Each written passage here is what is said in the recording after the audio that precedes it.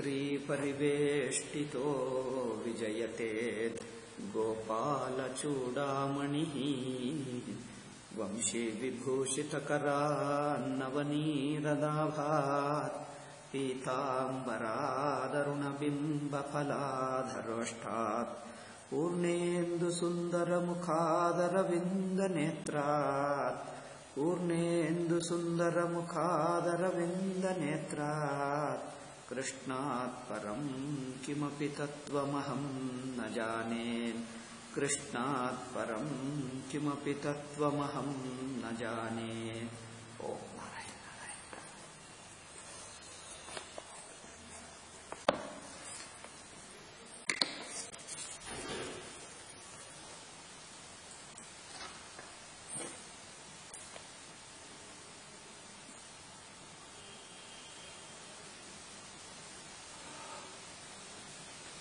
ಶ್ರೀಕೃಷ್ಣ ಇದೇನೋ ಕನ್ಫ್ಯೂಷನ್. ಶ್ರೀಕೃಷ್ಣ ಹೇಳ್ತಾ ಇದ್ದಾರ, ಬಲರಾಮ ಹೇಳ್ತಾ ಇದ್ದಾರ ಗೊತ್ತಾಗಲ್ಲ. ಯಾರೋ ಒಬ್ಬರು ಶ್ರೀಕೃಷ್ಣನ ಮಹಿಮೆಯನ್ನು ಹೇಳ್ತಾ ಇದ್ದಾನೆ ಎಂದು ಇಟ್ಕೊಳ್ಳಬೇಕು. ಅಹೋ ಅಮಿ ದೇವವರಾಮರಾರ್ಚಿತಂ. ಈಗ ಸ್ವಲ್ಪ ವಯಸ್ಸು ಹಿರಿಯ ಆಗಿದ್ದಾನೆ. ಆವಾಗ ಹಸುಗಳನ್ನು ಮೇಯಿಸುವುದಕ್ಕೆ ಹಿರಿಯರು ಅನುಮತಿ ಕೊಟ್ಟರು. ಈಗ ಬಂದು ಇನ್ನೂ ಸ್ವಲ್ಪ ಮೇಲೆ ಮಟ್ಟದ ಲೀಲೆಗಳು, ಆಟ. ಏಕೆಂದರೆ ಇದೊಂದು ವಿಚಿತ್ರವಾಗಿದೆ ನೋಡಿ. ಪರಮಾತ್ಮ ಉಪನಿಷತ್ತಿನಲ್ಲಿ ಹೀಗೆ ಇದೆ. ಮನಸ್ಸುಗೆ ಇಂದ್ರಿಯಕ್ಕೆ ಅತೀತವಾಗಿರುವ ಪರಮಾತ್ಮನನ್ನು ಮನಸ್ಸು ಇಂದ್ರಿಯಗಳ ಮೂಲಕ ಸ್ಮರಣ ಮಾಡುವ, ಅದು ಒಂದು ವಿಚಿತ್ರವಾದ ಪ್ರಕ್ರಿಯೆ. ಹಾಗೆ ಮನುಷ್ಯ ರೂಪ, ಶ್ರೀಕೃಷ್ಣ ರೂಪ ಮನುಷ್ಯ ರೂಪ ಧರಿಸಿ, ಅದು ಚಿಕ್ಕ ಮಗು ರೂಪ ಧರಿಸಿ, ಸುತ್ತು ಇರುವ ಮರ ಗಿಡಗಳು, ಇನ್ನೇರು ಪಕ್ಷಿಗಳು, ಪ್ರಾಣಿಗಳು, ಇನ್ನು ಯಾರ್ಯಾರೋ ಇದ್ದಾರೆ. ಇವರೆಲ್ಲರ ಜೊತೆಗೆ ಆಟ ಆಡುತ್ತಾ ಇರುವಾಗ ಲೌಕಿಕರಿಗೆ ಏನನ್ನಿಸುತ್ತದೆ, ಒಬ್ಬ ಸಾಮಾನ್ಯ ಮನುಷ್ಯ ಹುಡುಗ ಆಟ ಆಡ್ತಾ ಇದ್ದಾನೆ, ಏನಿದೆ. ಅದು ನಮಗೆ ಇಷ್ಟ, ಆದರೆ ಅದು ಮನೋರಂಜನೆ ಮಾತ್ರ ಆಗುತ್ತೆ. ಆದರೆ ಶ್ರೀಕೃಷ್ಣ ರೂಪ ನೋಡಿದ್ದರೂ ಮನುಷ್ಯನಾಗಿ ನೋಡದೆ ಅಲ್ಲಿ ಪರಮಾತ್ಮ ಭಾವನದಿಂದ ನೋಡಬೇಕು. ಏಕೆಂದರೆ ಪರಮಾತ್ಮ ಸ್ವಯಂ ತನ್ನ ನಿಜವಾದ ಸಚ್ಚಿದಾನಂದ ಸ್ವರೂಪವನ್ನು ಮುಚ್ಚಿ ಮನುಷ್ಯ ರೂಪವಾಗಿ ಧರಿಸಿ ಇಲ್ಲಿ ಲೀಲೆ ಮಾಡ್ತಾ ಇದ್ದಾನೆ. ಇದರಲ್ಲಿ ಹೆಜ್ಜೆ ಹೆಜ್ಜೆದಲ್ಲಿ ಹೇಳ್ತಾನೆ ಗೂಢ ಗೂಢ ನಿಗೂಢ ನಿಗೂಢ. ನಿಗೂಢ ಅಂದರೆ ತನ್ನ ಸ್ವರೂಪವನ್ನು ಮುಚ್ಚಿ ಮುಚ್ಚಿ ಇಲ್ಲಿ ಆಟ ಆಡ್ತಾ ಇದ್ದಾನೆ. ಇದು ಏಕೆ ಅಂದರೆ ಇದು ಜನರ ಯಾವುದೇ ನಮ್ಮ ಮನಸ್ಸಿಗೆ ಅತೀತವಾಗಿರುವ ವಸ್ತುವನ್ನು ಹೇಗೆ ಊಹಿಸಿಕೊಳ್ಳುವುದು? ಯಾವುದೋ ಮನಸ್ಸಿನಿಂದ ಊಹಿಸತಕ್ಕ ರೂಪವನ್ನಿಟ್ಕೊಂಡೇ ಊಹಿಸ್ತೀವಿ. ಅತೀತವಾಗಿದ್ದನ್ನು ಊಹಿಸುವುದು ಹೇಗೆ? ಆದ್ದರಿಂದ ಮನುಷ್ಯ ರೂಪ ಮೂಲಕ ಮನುಷ್ಯಾತೀತವನ್ನು ಧ್ಯಾನ ಮಾಡಬೇಕು, ಚಿಂತನೆ ಮಾಡಬೇಕು. ಅದು ಇದರಲ್ಲಿರುವಂಥ ವಿಶೇಷ. ಸಾಮಾನ್ಯವೇ ಕಂಡು ಬರುತ್ತಾ ಇದೆ, ಅದರಲ್ಲಿ ಏನೋ ನಿಗೂಢ. ನಮಗೆ ಇಷ್ಟವಾದ ವ್ಯಕ್ತಿ ಯಾರೋ, ನಮ್ಮ ಯಾರೋ ಅಮ್ಮ ಅಪ್ಪ ಅಜ್ಜ ಮುಂತಾದವರು ಯಾರೋ ಪ್ರಿಯವಾದ ವ್ಯಕ್ತಿ ಇಲ್ಲಿ ಕೆಲವು ದಿವಸ ವಾಸ ಮಾಡಿದ್ದಾರೆ, ಅವರು ಹೋಗಿದ್ದಾರೆ, ಈಗ ಇಲ್ಲ, ಬೇರೆ ಎಲ್ಲೋ ಊರಿಗೆ ಹೋದರೋ ಮತ್ತೆ ಬರಲ್ಲ, ಅಥವಾ ತೀರ್ಕೊಂಡೇ ಹೋದರೋ, ಏನೇ ಆಗಲಿ, ಕಾರಣ ಇಲ್ಲಿ ಇಲ್ಲ. ಅವಾಗೇನು ಮಾಡ್ತೀವಿ? ಅವರು ಇಲ್ಲಿ ಕುಳಿತಿರುವ ಜಾಗ, ಊಟ ಮಾಡಿರುವ ಜಾಗ, ಅವರು ಬಳಸಿರುವ ವಸ್ತುಗಳು, ಎಲ್ಲಿ ಕೂತಿದ್ದರು, ಏನು ಮಾಡುತ್ತಿದ್ದರು, ಇದೇ ಘಟನೆಗಳ ಮೂಲಕ ಅದನ್ನು ನೆನಪಿಸ್ಕೊಳ್ತೀವಿ. ಯಾರೋ ಅವರು ತೀರ್ಕೊಂಡ ನಂತರ ಹೊಸ ಜನರು ಬಂದರು. ನೀವು ನೋಡಿದ್ದರೆ ಈ ಕುರ್ಚಿ ವಸ್ತುಗಳು, ಇದು ಬಳಸಿದ್ದು, ಇದು ಏನೇನು ಬಳಸಿದ್ದರೋ ಅದು ನೋಡಿದ್ದರೆ ಸಾಕು, ನಮಗೆ ಏನೋ ಅನಿಸುತ್ತದೆ. ಮಿಕ್ಕ ಜನರಿಗೆ ಏನು ಅನಿಸುತ್ತದೆ? ಏನೋ ಇಲ್ಲ. ಇದು ಸ್ವಾಮೀಜಿ ರೂಮ್ನಲ್ಲಿ ನೋಡಿ, ನಾನೇ ಹೇಳಿದ್ದೀನಿ, ಸ್ವಾಮೀಜಿ ಬಳಸಿರುವ ವಸ್ತುಗಳನ್ನೆಲ್ಲ ಅಲ್ಲಿ ಹೇಳಿ ಸ್ವಾಮೀಜಿ ಏನು ಮಾಡ್ತಿದ್ದಾರೆ? ಸ್ವಾಮೀಜಿ ಅಲ್ಲಿದ್ದು ಬರ್ಕೊಳ್ತಿದ್ದಾರೆ. ಅಯ್ಯೋ, ಬರ್ಕೊಳ್ಳೋದು ಎಲ್ಲರೂ ಗೊತ್ತಪ್ಪ, ಹೇಳು ಇನ್ನು ಏನು ಮಾಡಿದ್ದಾರೆ ಅವ್ರಿಗೆ ಹೇಳಕ್ಕೆ ಬರಲ್ಲ. ಏಕೆ? ಇವರು ಎಲ್ಲರೂ ಲೌಕಿಕರಾಗೇ ನೋಡಿದ್ದರು ಅಷ್ಟೇ ಹೊರತು ಒಂದು ಮಹನೀಯರು, ಆ ಒಂದು ಅವತಾರ ಪುರುಷರಂತೆ, ಅನದರ ಇನ್ನೊಬ್ಬ ಶಂಕರಾಚಾರ್ಯರಂತೆ ಕುಳಿತಿದ್ದು ಅವರು ಮಾಡುತ್ತಿದ್ದು ಅವರಿಗೆ ಏನಿಲ್ಲವೇ ಇಲ್ಲ, ಅವ್ರಿಗೆ ಅನ್ಸಲೇ ಇಲ್ಲ. ಹೇಳು ಅಂದರೆ ಅದು ಸ್ವಾಮೀಜಿ ಅಲ್ಲಿ ಕುಳಿತಿರ್ತಿದ್ರು, ಬರ್ಕೊಳ್ತಿದ್ರು ಅಷ್ಟೇ. ನೋಡಿದ್ರೆ ಯಾವಾಗಲೂ ಒಂದ್ಸಲ ಬಂದ ನೋಡಿದೆ ಅಷ್ಟೇ. ಅಂದರೆ ಯಾರೋ ಹೋಗಿದ್ದರೆ ರೋಡ್ನಲ್ಲಿ ನೋಡಿದರೆ ಯಾರೋ ನೋಡಿ ಬಂದಿದ್ದಂತೆ ಮಾತಾಡ್ತಾರೆ. ಎಷ್ಟು ಜನರನ್ನು ಕೇಳಿದ್ರು, ಯಾರು ಹೇಳಲ್ಲ.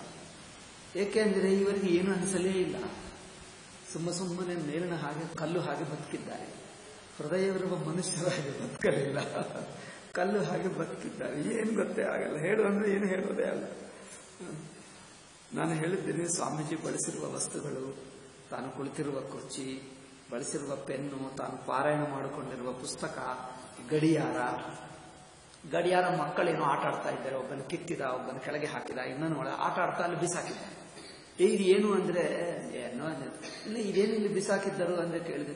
ಓ ಇದು ಎಲ್ಲೋ ಇದೆ ಗೊತ್ತಿಲ್ಲ. ಇನ್ನೊಬ್ಬರು ಕೇಳಿದ್ರೆ ಏಕಪ್ಪ ಆಗಿದೆ. ಓ ಇದು ಸ್ವಾಮೀಜಿ ಇಲ್ಲಿ ಹಾಕೋದ, ಇದೇನು? ಅವ್ರು ನಕ್ಕಿದ್ದಾರೆ, ಅವ್ರಿಗೇನು ಗೊತ್ತಿಲ್ಲ. ಇವರು ಹೀಗಿದ್ದಾರೆ ಎಲ್ಲರೂ. ಮತ್ತೆ ಅದೆಲ್ಲ ಅಲ್ಲಿಡು ಅಂದ್ರೆ ಎಷ್ಟು ಸಲ, 10 ಸಲ ಹೇಳಿದಾಗ ಅಲ್ಲಿಗೆ ಹೋಗಿದ್ದಾರೆ. ಸ್ವಾಮೀಜಿ ಬಳಸಿರುವ ವಸ್ತುಗಳು, ಕುರ್ಚಿ ಆಗಲಿ, ರಾತ್ರಿಕಿ ಅದೇನು ಹೇಳ್ತಾರೆ, ಕರೆಂಟ್ ಇರಲಿಲ್ಲವಲ್ಲ, ಲಾಂತರ್ನ, ಅದೇ ಲಾಠಿನ ಹೇಳ್ತಾರೆ. ಓಕೆ, ಲಾಂತರ್ ಅಂದ್ರೆ ಅನ್ನೊಂದು ಏನಾದ್ರು ಸೀಮೆ ಎಣ್ಣದ ದೀಪ ಇರ್ತದೆ ನೋಡಿ, ಹಾಗೆ ಹೋಗೋದಾ, ಅದು ಆ ಲಾಠಿನ ಹೇಳ್ತಾರ. ಆಯ್ತು, ಆ ಲಾಠಿನ ದೀಪ ಅದು ಇದೆ. ಇನ್ನು ಏನೇನೋ ಇಟ್ಟಿದ್ದೀನಿ ಅಲ್ಲಿ ಇರಲಿ ಅಂತ.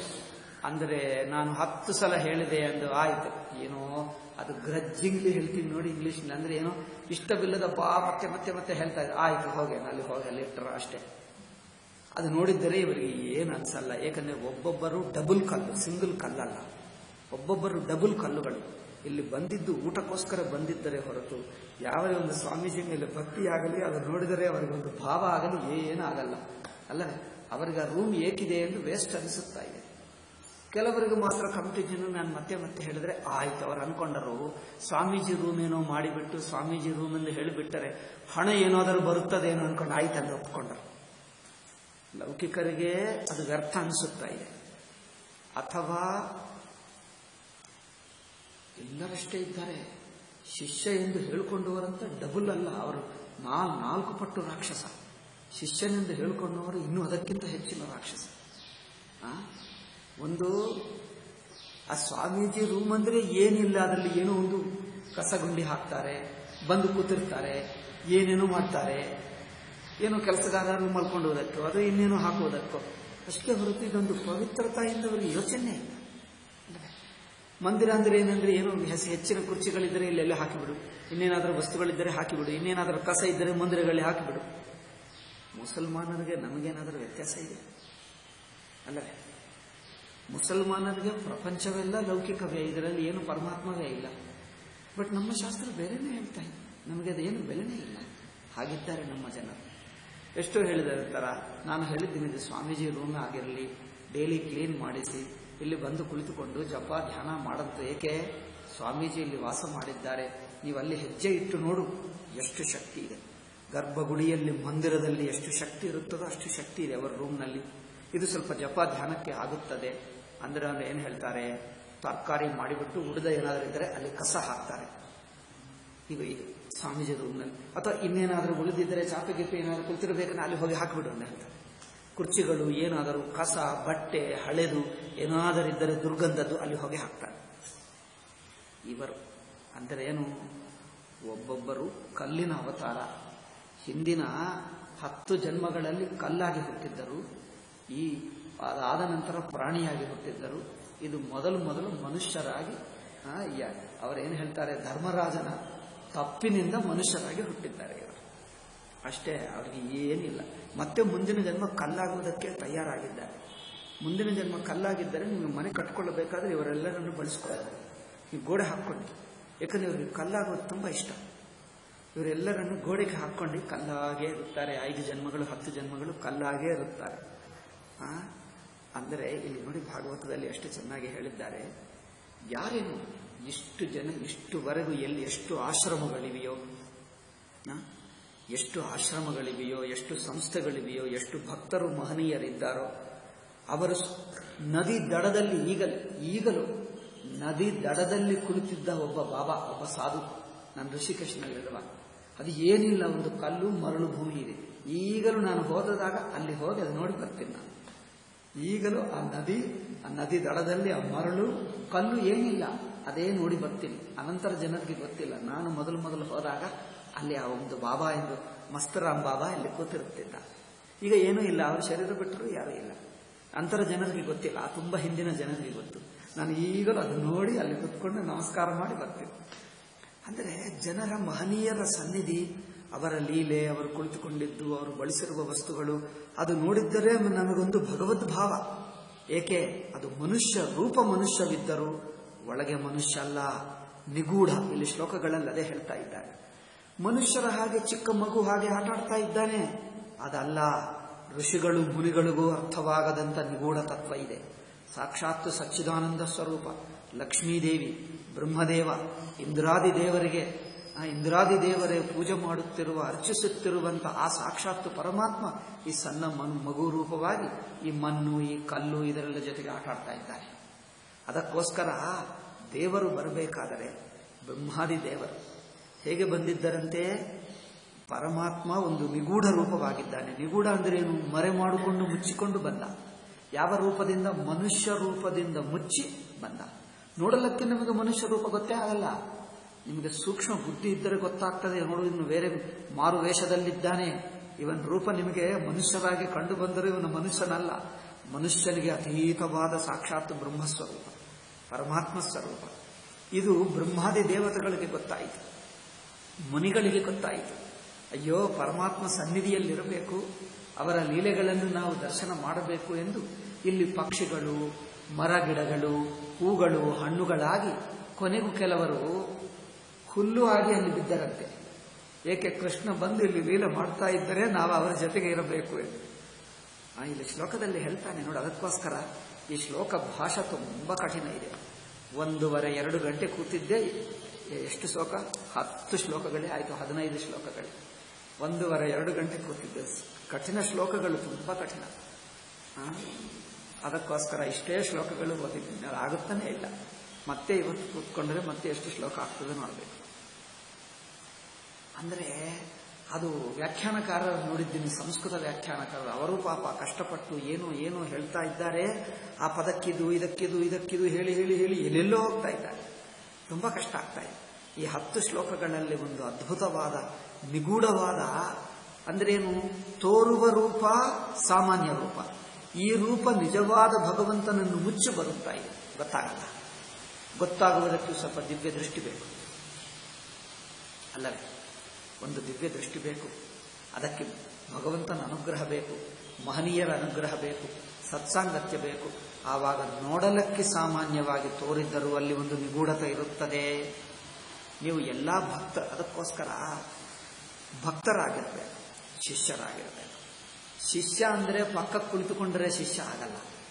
ಪಕ್ಕಕ್ಕೆ ಕುಳಿತುಕೊಂಡು 10 ವರ್ಷ, 15 ವರ್ಷ, 20 ವರ್ಷ ಇದ್ದರೂ ಕಲ್ಲು ಹಾಗಿರುತ್ತಾರೆ, ಏನು ವ್ಯತ್ಯಾಸ ಆಗಲ್ಲ ಅಲ್ಲವೇ? ನಮ್ಮ ಜೊತೆಗೆ ಸ್ವಾಮೀಜಿ ಇರುವಾಗ ಏನು ಈ ಬಾವಿ ಮೇಲೆ ಕಲ್ಲು ಹಾಕಿದ್ದಿದೆ ಅಲ್ಲವೇ? ಸ್ವಾಮೀಜಿ ಇರುವಾಗಲೇ ಹಾಕಿರ್ಬೋದು. ಸ್ವಾಮೀಜಿ ಅಲ್ಲಿದ್ದರೆ, ಈಗ ನೋಡಿದ್ರೆ ಕಲ್ಲು ಹಾಗೇ ಇದೆ. ಕಲ್ಲೇನಾದರೂ ಬದಲಾಯಿಸ್ತದೆ? ಏನು ಆಗಲ್ಲ, ಹಾಗೇ ಇರುತ್ತಾರೆ. ಕೆಲವರಿಗೆ ಏನು ಹೃದಯವೇ ಇಲ್ಲ, ಹೃದಯವಿಲ್ಲದಂತೆಯೇ ಇರ್ತಾರೆ. ಏಕೆ? ಭೋಗಪರಾಯಣತ, ಅಹಂಬುದ್ಧಿ, ಅಹಂಕಾರ, ಸ್ವಾರ್ಥ. ಏನೋ ಬೇಕು, ಹಣ ಬೇಕು, ಸಂಪದ ಬೇಕು, ಕೀರ್ತಿ ಬೇಕು, ಮದುವೆ ಬೇಕು, ಮಕ್ಕಳು ಬೇಕು, ಈ ಮೋಹದಲ್ಲೇ ಇದ್ದಾರೆ. ಸ್ವಾಮೀಜಿ ಹತ್ತಿರ ಏಕೆ ಬಂದರು ಅಂದರೆ ಸ್ವಾಮೀಜಿ ಪ್ರಸಿದ್ಧವಾಗಿದ್ದಾರೆ, ಇವರ ಮೂಲಕ ನಮಗೂ ಇನ್ನೇನಾದರೂ ಹಣ ಬರುತ್ತದೇನೋ ಎಂದು ಬಂದರು ಅಲ್ಲ. ಒಬ್ಬನು ಹೈದರಾಬಾದ್ನಲ್ಲಿ ಗಾದೆ ಇದೆ, ಉರ್ದು ಗಾದೆ ಹೇಳ್ತೀವಿ. ದಲಿಂದರ್ ಗಯ ದರಿಯಾಕೋ ಶಂಕ ಲಗ ಹಾತ್ಕೋ ಅಂದರೆ ಒಬ್ಬ ದರಿದ್ರನಂತೆ. ಈಗಲೇ ದರಿದ್ರ ಅಲ್ಲ, ಅವರ ಅದೃಷ್ಟವೂ ದರಿದ್ರ ಇದೆ. ಅದೃಷ್ಟ ಏನಿಲ್ಲ, ಪೂರ್ವಜನ್ಮ ಪುಣ್ಯ ಏನೋ ಇರಬೇಕೆ, ಏನಿಲ್ಲ. ಅಂತ ದರಿದ್ರ ಏನಾದರೂ ನನಗೆ ಬೇಕಂದ್ರೆ ಜನರು ಹೇಳಿದ್ದರು, ಸಮುದ್ರಕ್ಕೆ ಹೋಗಪ್ಪ, ರತ್ನಗಳಿರುತ್ತವೆ. ಸಮುದ್ರಕ್ಕೆ ಹೆಸರೇ ರತ್ನಾಕರ. ಸಮುದ್ರ ಹೆಸರು ಗೊತ್ತಾ? ರತ್ನಾಕರ. ಅದರಲ್ಲಿ ತುಂಬಾ ರತ್ನಗಳಿರುತ್ತವೆ. ನೀವು ಇಷ್ಟು ಬಡ ಎಂದು ಹೇಳ್ಕೊಳ್ತಾ ಇದ್ದೀವಿ, ಭಿಕ್ಷೆ ಮಾಡ್ಕೊಳ್ತಾ ಇದ್ದೀವಿ. ಏನು ಮಾಡಬೇಕು? ಹೋಗು ಸಮುದ್ರಕ್ಕೆ ಹೋಗು, ನಿಮಗೆ ಸಿಗ್ತದೆ ರತ್ನಗಳು. ಆಯ್ತಪ್ಪ ಎಂದು ಹೋದ. ಇವರ ಅದೃಷ್ಟ ಏನಿದೆ, ಇವರ ಯೋಗ ಎಲ್ಲ ದರಿದ್ರ ಯೋಗನೇ ಇದೆ. ಅದರಿಂದ ಸಮುದ್ರಕ್ಕೆ ಹೋಗಿ ಅಲ್ಲಿ 10 ಸಲ ಕೈ ಇಟ್ಟ. ಎಷ್ಟು ಸಲ ಹೇಳಿದ್ರು ಮರಳು ಬರುತ್ತಾ ಇದೆ. ಮತ್ತೊಂದು ಸಲ ಕೊನೆಗೂ ಏನು ಬಂತು ಅಂದ್ರೆ ಇಷ್ಟು ದಪ್ಪ ವಸ್ತು ಬಂತು. ಅಮ್ಮ ಏನೋ ಬಂತೆ, ಚಿನ್ನನೇ ಬಂತಂತ ಎತ್ತಿ ನೋಡಿದ್ರೆ ಶಂಕು ಬಂತಂತೆ. ದರಿದ್ರ ಗಯ ದರಿದ್ರ ದಲಿಂದ ಏನು ದಲಿಂದರ್ ಗಯಾ ಸಮುಂದರ್ಕೋ, ದಲಿಂದರ್ ಗಯಾ ಸಮುಂದರ್, ಅದು ಉರ್ದು ಭಾಷೆ. ದಲಿಂದರ್ ಅಂದ್ರೆ ದರಿದ್ರ, ಸಮುಂದರ್ ಅಂದ್ರೆ ಸಮುದ್ರ, ಅದು ಹೈದರಾಬಾದಿ ಉರ್ದು. ದಲಿಂದರ್ ದರಿಯಾಕು ಗಯಾ ಸಮುಂದರ್ಕು ಗಯಾ, ಅದು ಸಿಕ್ಕಿದ್ದು ಏನಂದ್ರೆ ಶಂಖಲಗ ಹಾತ್ಕೋ ಅಂತ ಹೇಳಿದ್ರು. ಅಂದ್ರೆ ಅರ್ಥವೇನು?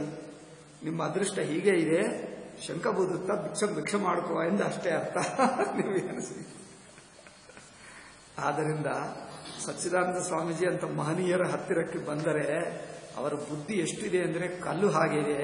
ಇಲ್ಲಿ ಬಂದರೂ ಅವರಿಗೆ ಏನು ಕಂಡು ಬಂದಿಲ್ಲ, ಏನಿದೆ ಏನಿಲ್ಲ. ಆ ಸ್ವಾಮೀಜಿ ಇಷ್ಟು ಪುಸ್ತಕಗಳು ಬರೆದರೆ ಹೊರತು ತುಂಬಾ ದೊಡ್ಡ ಆಶ್ರಮ ಮಾಡಿ ಲಕ್ಷ ಲಕ್ಷ 1 ಕೋಟಿ 2 ಕೋಟಿ ಸಂಪಾದನೆ ಮಾಡಿ ನಮಗೆ ಅದರಿಂದ ಕೆಲವು ಲಕ್ಷಗಳ 10 ಲಕ್ಷ ಆದರೂ ಕೊಡ್ತಾರೆ ಅನ್ಕೊಂಡರು ಶಿಷ್ಯರಿಗೆ. ಸ್ವಾಮೀಜಿ ಏನು ಕೊಟ್ಟಿಲ್ಲ. ಎಲ್ಲರಿಗೂ ಸಿಟ್ಟು ಬಂತು. ಅವರ ಶಿಷ್ಯರಿಗೆ ಮಹಾ ಸಿಟ್ಟು ಸ್ವಾಮೀಜಿ ಮೇಲೆ. ಏಕೆ? ನಿಮಗೆ ಯಾವ ಹಣ ಕೊಟ್ಟಿಲ್ಲ. ಇವರು ಅಪ್ಪ ಆಸ್ತಿ ಸಂಪಾದನೆ ಮಾಡಿ ಮಕ್ಕಳಿಗೆ ಕೊಟ್ಟು ಹೋಗ್ತಾರಲ್ಲ, ಹಾಗೆ ನಾವು ಶಿಷ್ಯರಾಗಿದ್ದರೆ ಸ್ವಾಮಿ ತುಂಬಾ ಕೋಟಿ ಕೋಟಿ ಸಂಪಾದನೆ ಮಾಡಿ ನಮಗೆ ಕೊಟ್ಟು ಹೋಗ್ತಾರೆ ಅನ್ಕೊಂಡ.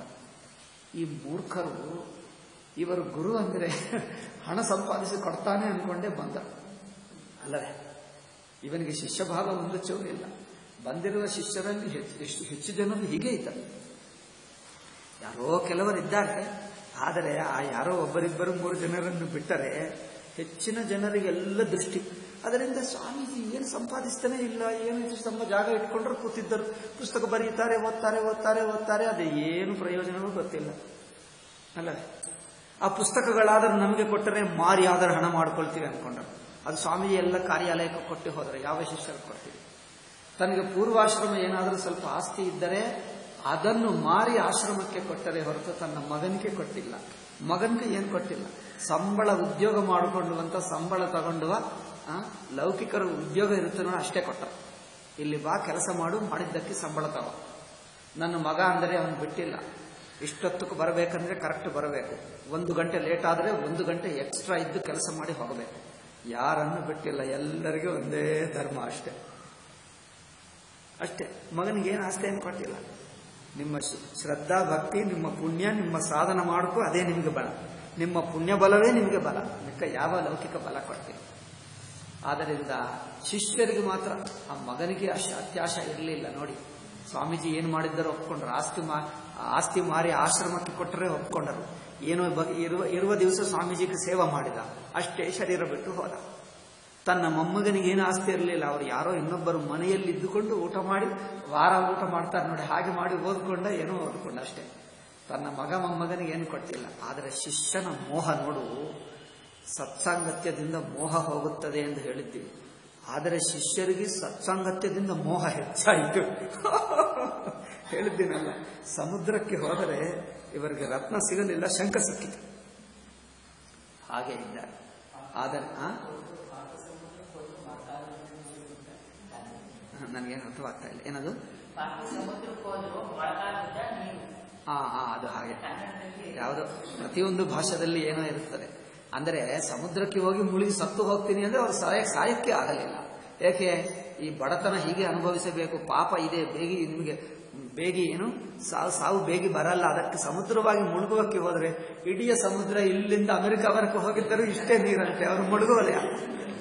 ದೊಡ್ಡ ದೊಡ್ಡ ಸ್ಟೀಮರ್ಗಳು ಮುಳುಗಿರುವ ಸಮುದ್ರ ಇವರನ್ನು ಮುಳುಗಿಸ್ತಾ ಇಲ್ಲ ಅಲ್ಲ. ದೊಡ್ಡ ದೊಡ್ಡ ಸ್ಟೀಮರ್ಗಳೇ ಮುಳುಗಿ ಹೋಗ್ತವೆ. ದೊಡ್ಡ ದೊಡ್ಡ ವಿಮಾನಗಳು ಮುಳುಗಿ ಹೋಗ್ತವೆ. ಒಳಗೆ ನೋಡಿದ್ದರೆ ಗೊತ್ತಾ ಎಷ್ಟಿರುತ್ತದೋ? 10,000 ಅಡಿ. 10,000 ಅಡಿ ಅಂದ್ರೆ ಒಂದು ಬೆಟ್ಟ, ಹಿಮಾಲಯ ಬೆಟ್ಟನೇ ಮುಳುಗಿ ಹೋಗ್ತದೆ. ಅಷ್ಟು ದೊಡ್ಡ ಅಡಿ ಸಮುದ್ರ ಒಳಗೆ. ಅಷ್ಟು ಜಾಗದಲ್ಲಿ ಇವರು ಹೋದರೆ ಇವರಿಗೆ ಮುಳುಗಾಡಕ್ಕೆ ನೀರಂತೆ, ಮುಳುಗೋದೇ ಅಲ್ಲ. ಅಂದರೆ ಅಷ್ಟು ಬೇಗ ಸಾವು ಬರಲ್ಲಪ್ಪ, ಪಾಪತೆ ಹೆಚ್ಚಿದೆ, ಬರಲ್ಲ, ಅನುಭವಿಸುವ ಹಾಗೆ. ಅಂದರೆ ಸತ್ಸಂಗದಲ್ಲಿದ್ದರು, ಮಹನೀಯರ ಸನ್ನಿಧಿ ಇದ್ದರು, ಸಾಕ್ಷಾತ್ ಶ್ರೀಕೃಷ್ಣನ ಜೊತೆಗೆ ಇದ್ದರೂ ಅವರಿಗೆ ಏನು ಉಪಯೋಗವೇ ಇಲ್ಲ. ಕೆಲವರೇ ಅರ್ಥ ಮಾಡಿಕೊಂಡರು. ಏಕಾದಶ ಸ್ಕಂದದಲ್ಲಿ ಬರುತ್ತದೆ. ಉದ್ಧವ, ಮೈತ್ರೇಯ, ವಿದುರ ಇಂಥವರಿಗೆ ಮಾತ್ರ ಶ್ರೀಕೃಷ್ಣನ ಮಹಿಮೆ ಗೊತ್ತಾಯಿತು. ಅವರು ಮಾತ್ರ ಶ್ರೀಕೃಷ್ಣ ಸನ್ನಿಧಿಯಲ್ಲಿದ್ದರೆ ನಾವು ವೈಕುಂಠದಲ್ಲೇ ಇದ್ದೀವಿ.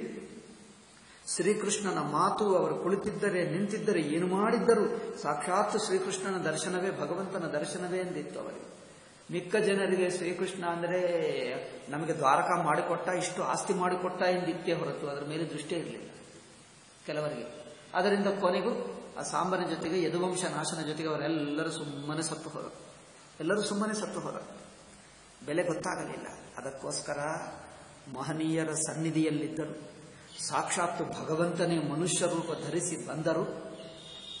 ಗೊತ್ತಾಗಲ್ಲ. ಅದಕ್ಕೆ ಹೃದಯ ಬೇಕು, ಮನಸ್ಸು ಶುದ್ಧವಾಗಬೇಕು, ಭಗವಂತನ ಅನುಗ್ರಹ ಬೇಕು, ಮಹನೀಯರ ಆಶೀರ್ವಾದ ಬೇಕು, ಸತ್ಸಾಂಗತ್ಯ. ಭಕ್ತರ ಅನುಗ್ರಹವಿದ್ದರೆ ನಿಮ್ಮ ಕಣ್ಣು, ಒಳಗಿನ ಕಣ್ಣು ಬೆಳಗುತ್ತದೆ. ಏನಾಗುತ್ತದೆ? ಜಾಗರಣವಾಗುತ್ತದೆ, ಕಣ್ಣು ತೆರೆಯುತ್ತದೆ, ಹೃದಯವು ಜಾಗರಣವಾಗುತ್ತದೆ. ಆವಾಗ ಭಗವಂತನ ಸನ್ನಿಧಿ ಅನುಭವಕ್ಕೆ ಬರುತ್ತದೆ. ಇಲ್ಲದಿದ್ದರೆ ಅವರಿಗೇನು ಅನಿಸೋದೇ ಅಲ್ಲ. ಸುಮ್ಮನೆ ಏನೋ ಹಣ ಆಸ್ತಿ ಅಷ್ಟೇ ಕಂಡು ಬರ್ತದೆ. ಸ್ವಾಮೀಜಿ ಏನು ಅಂದರೆ ಸ್ವಾಮೀಜಿ ದೊಡ್ಡ ಪಂಡಿತರು ಪುಸ್ತಕ ಬರೆದರು, 200 ಪುಸ್ತಕ ಬರೆದರು ಅಷ್ಟೇ.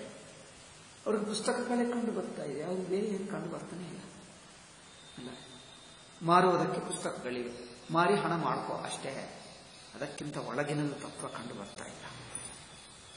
ನಾನು ಹೇಳಿದೆ, ಅವರ ರೂಮ್ ನೋಡು ಎಷ್ಟು ಅದ್ಭುತವಾಗಿದೆ. ಅಲ್ಲಿ ಹೋಗಿದ್ದರೆ ನಿಮಗೆ ಭೂಲೋಕ ಅನಿಸಲ್ಲ. ಅಬ್ಬಾ, ಹೆಜ್ಜೆ ಇಟ್ಟರೆ ಸಾಕು ಈ ಭೂಲೋಕದಲ್ಲಿಲ್ಲ, ನಾವು ಎಲ್ಲಿಯೋ ಇದ್ದೀವಿ ಅನಿಸುತ್ತೆ. ಅಷ್ಟು ದಿವ್ಯ ಕ್ಷೇತ್ರ, ಅಷ್ಟು ದಿವ್ಯ ಕ್ಷೇತ್ರ. ನಾನು ರಮಣಾಶ್ರಮದಲ್ಲಿ ನೋಡಿದ್ದೀನಿ. ಅಲ್ಲಿ ಹೋಗಿದ್ದರೆ ಸಾಕು, ಭೂಲೋಕ ಅಲ್ಲ, ಎಲ್ಲಿಗೋ ಹೋಗಿದ್ದೀವಿ. ಮನಸ್ಸು ಇಂದ್ರಿಯಗಳು ಇಲ್ಲೇನು ಕಂಡು ಬರಲ್ಲ, ಇಲ್ಲಿಗೋ ಅನಿಸುತ್ತೆ. ಹಾಗಂಥದ್ದಿದೆ ಇಲ್ಲಿ. ಆದರೆ ಇವರಿಗೆ ಬೆಲೆನೇ ಇಲ್ಲ. ನಾನದು ಹೇಳಿದ್ದೀನಿ, ಬೇರೆ ಏನು ಹಾಕಬೇಡಿ. ಅದು ಒಂದು ಸ್ವಾಮೀಜಿ ಬರ್ಕೊಂಡಿರುವ ಟೇಬಲ್ ಇರುತ್ತದೆ, ಆ ಟೇಬಲ್ ಇಡಿ. ಅವರು ಕುಳಿತಿರುವ ಒಂದು ಮಣೆ ಇಡಿ ಅಷ್ಟೇ. ಶಂಕರರ ಫೋಟೋ, ಅವರಿಗೆ ಶಂಕರ ಅಂದರೆ ತುಂಬ ಇಷ್ಟ. ಶಂಕರರಂದರೆ, ಶಂಕರಾಚಾರ್ಯರಂದರೆ ಅಬ್ಬಾ ಎಷ್ಟು ಪ್ರೀತಿ ಅವರಿಗೆ. ಅದು ಫೋಟೋ ಇಡಿ. ಅವರು ಬಳಸಿರುವ ವಸ್ತುಗಳು ಅದು ನೋಡಿದ್ದರೆ ಸಾಕು ನಮಗೆ ಎಷ್ಟು ಆನಂದವಾಗ್ತದೆ. ನಾವು ಕಣ್ಣಾರ ನೋಡಕ್ಕೆ ಆಗಲಿಲ್ಲ, ನನಗೆ ಸೌಭಾಗ್ಯ ಇರಲಿಲ್ಲ. ಅವರ ಶರೀರ ಬಿಟ್ಟ ನಂತರನೇ ಅವ್ರ ಕುರಿತು ನಮಗೆ ಗೊತ್ತಾಯಿತು. ಅವಾಗ ಹುಡುಕೊಂಡು ಏನು ಭಾಷಾ ಬರಲ್ಲ, ಏನು ಬರಲ್ಲ, ಕನ್ನಡ ಎಲ್ಲೋ ಕೇಳಿ ಕೇಳಿ ತುಂಬ ಕಷ್ಟಪಟ್ಟು ಹೇಗಾದರೂ ಕಲ್ತಿದ್ವಿ. ಬಂದಿರುವ ಅದು ಸ್ವಲ್ಪ ಇದು ಸ್ವಲ್ಪ ಹೇಳಿ ಬಂದಿದ್ವಿ. ಬಂದಾಗ ನೋಡಿದ್ದರೆ ಅವರು ಏನೋ ಸ್ವಲ್ಪ ರೂಮ್ ಇತ್ತು ಆವಾಗ, ಅದು ಸ್ವಲ್ಪ ನೋಡಿದ್ದೀನಿ. ಮತ್ತೆ ಈಗ ಬಂದು ನೋಡಿ ಅಲ್ಲಿ ಆ ರೂಮ್ ಇರೋಣ ಅಂದರೆ ಜನರಿಗೆ ಬೆಲೆನೇ ಇಲ್ಲ. ವಸ್ತು ಗೊತ್ತಾಗೋದೇ ಅಲ್ಲ. ಎಲ್ಲರೂ ಹಣಗೋಸ್ಕರ ಕಾಯ್ತಾ ಇದೆ. ಏನಾದರೂ ಹಣ ಸಿಗ್ತದ, ಈ ಆಶ್ರಮವನ್ನಾದರೂ ಮಾರಿ ಏನಾದರೂ ಹಣ ಮಾಡ್ಕೊಳ್ಳುವಾಗ ಅದು ನೋಡ್ತಾ ಇದ್ದಾರೆ. ಯಾರಿಗೆ ಮಾಡ್ತೀವಪ್ಪ ಅಂದರೆ ಯಾವುದಕ್ಕೆ ಮಾಡು, ಏನಿದೆ ಒಂದು ಬಿಸ್ನೆಸ್ಸೇ ಮಾಡು, ವ್ಯಾಪಾರವೇ ಮಾಡು, ಇನ್ನೇನು ಮಾಡು. ಅಥವಾ ಏನಿಲ್ಲ ಅಂದರೆ ಒಂದು ಏನಂತಾರೆ, ಕಟುಕ ಇದ್ದರೆ ಯಾರಾದರೂ ಮುಸ್ಲಿಮರು ಕಟುಕಕ್ಕಾದರೂ ಮಾಡು, ಹಣ ಸಿಕ್ಕಿದ್ರೆ ಸರ್ ಅಷ್ಟು ಕಾಯ್ತಾ ಇದ್ದಾರೆ ಕೆಲವರು. ಅಲ್ಲವೇ? ಅದು ನಾವು ಕಾಶಿಗೆ ಹೋಗಿದ್ದೆ, ಋಷಿಕೇಶ್ನಲ್ಲಿದ್ದೆ, ಗಂಗಾದಡದಲ್ಲಿದೆ, ಬದ್ರಿ, ಕೇದಾರು, ಎಲ್ಲಿಗೆಲ್ಲಿಗೋ ಹೋಗಿದ್ದೀವಿ. ಅಂಥದ್ದು ನನಗೆ ಇಲ್ಲಿ ಅನಿಸಿತು. ಅಂಥ ದಿವ್ಯ ಕ್ಷೇತ್ರ ಕಾಶಿ ಅಂತ ಕ್ಷೇತ್ರ, ನೀವು ಅಲ್ಲಿ ಹೋಗಬೇಕಾಗಿಲ್ಲ. ಅಲ್ಲಿ ಹೋಗಿರುವವರು ನಾವು ಅಲ್ಲಿಂದ ಹುಡುಕೊಂಡು ಇಲ್ಲಿಗೆ ಬಂದಿದ್ದೀವಿ. ಇಂಥ ದಿವ್ಯ ಕ್ಷೇತ್ರ ಜನರಿಗೆ ಇದರ ಬೆಲೆನೇ ಇಲ್ಲ. ಏನ್ ಮಾಡಬೇಕು? ಇವು ಹಾಗೆ ಇದೆ. ಇಲ್ಲಿ ಶ್ರೀಕೃಷ್ಣನು ನಿಗೂಢ, ಋಷಿಗಳು ಮುನಿಗಳು ಅನೇಕ ಜನ್ಮಗಳು ವೈಕುಂಠದಲ್ಲಿರುವವರು ವೈಕುಂಠವನ್ನು ಬಿಟ್ಟು ಇಲ್ಲಿಗೆ ಬಂದರು. ಏನಾಗುವುದು? ಸುಮ್ಮನೆ ಒಂದು ಹುಲ್ಲು ಕಡ್ಡಿ ಆಗಿದ್ದರೂ ಪರವಾಗಿಲ್ಲ, ಕೃಷ್ಣನ ಜೊತೆಗೆ ಆಟ ಆಡ್ತಾ ಇರೋಣ. ಕೃಷ್ಣ ಎಲ್ಲಿ ತಿರುಗುತ್ತಾನೋ ಅಲ್ಲಿ ಹುಲ್ಲು ಕಡ್ಡಿ ಆಗಿರೋಣ, ಏನೋ ಪಕ್ಷಿ ಆಗಿರೋಣ, ಒಂದು ಮರಗಿಡ ಆಗಿರೋಣ. ಅಲ್ಲಿ ಋಷಿಗಳು ಬಂದು ಶ್ಲೋಕ ಹೇಳ್ತದೆ ನೋಡಿ. ಆದರೆ ಜನರಿಗೆ ಗೊತ್ತಾಗ್ತಾ ಇದೆ, ಏನೋ ಹುಡುಗ ಗೋಪಾಲ ಅಂದ್ರೆ ಏನು, ಹಸುಗಳು ಕಾಯುವವನ ಹುಡುಗ ಎಲ್ಲ ಆಟ ಆಡ್ತಾ ಇದ್ದಾನೆ, ಅಲ್ಲಿ ಏನಿದೆ ನೋಡುವ ಕನ್ಸುತ್ತಾ ಇದೆ. ಹಾಗೇ ಇದೆ ಜನರ ಬುದ್ಧಿ. ಬೆಲೆ ಗೊತ್ತಾಗ್ತಾ ಇಲ್ಲ. ಏಕೆ ಅಂದರೆ ಅದೇ ಮನುಷ್ಯ ರೂಪ ದುರ್ಜನನಿಗೆ ಮಾಯಾಮೋಹ ಮಾಡ್ತದೆ, ಗೊತ್ತೇ ಆಗಲ್ಲ.